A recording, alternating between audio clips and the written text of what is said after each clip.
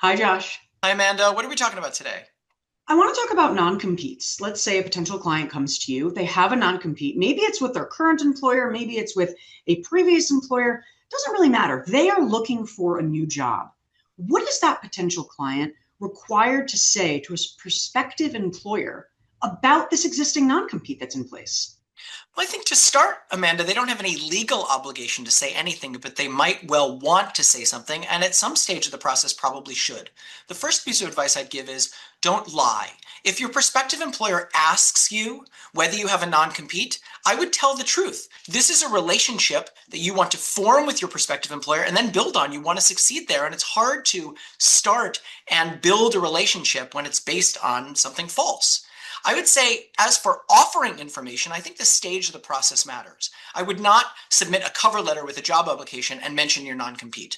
I would wait to bring up that issue if your prospective employer doesn't ask until after you receive an offer. And then you two are in the same boat. They want to hire you. You want to work there. How are you going to work together to figure out how to deal with this existing non-compete? That raises another issue, which is when do you talk with the employer who holds the non-compete? That might be your former employer because you already separated from them, or it might be your current employer because you're looking to leave a job where you have a non-compete and go to a competitor. Again, in that situation, ideally you want to have a job offer.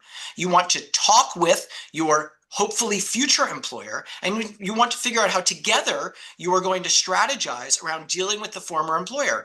Is your non-compete unenforceable? Can your new employer back you up? Will they pay a lawyer for you? Will they indemnify you? How will they protect you? Has this come up before with other employees who have left? And in all of this process, you really want to think about talking with your own lawyer, consulting an expert employment lawyer who's experienced in dealing with non-competes and other restrictive covenants, because that lawyer is going to have more experience than you have in dealing with non-competes, and they're in a position to communicate with the lawyer for your potential employer in a privileged way that is going to coordinate your efforts and hopefully lead to the best possible outcome.